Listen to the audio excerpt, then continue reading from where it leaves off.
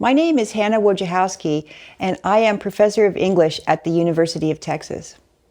For the past 3 years, with the help of a Humanities Research Award, I've been studying the life and works of the French philosopher Michel Foucault, one of the most important thinkers of the 20th century. I'm writing a book called Foucault's Renaissance, about Foucault's evolution as a philosopher and the events of the late 60s that radicalized his thinking. I'm looking at a period of Foucault's life that until now hasn't been studied very much. From 1966 to 1968, Foucault was teaching at the University of Tunis in Tunisia. During that time, he underwent a profound transformation. 1968 was a revolutionary year all over the world, and in May 1968, France witnessed a series of protests by students and workers that produced remarkable changes.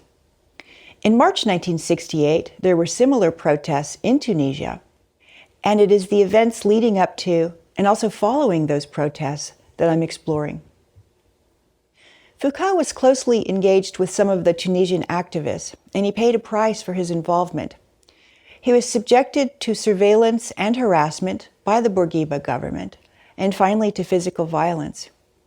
Thereafter, Foucault's work would begin to move in a different and more overtly political direction.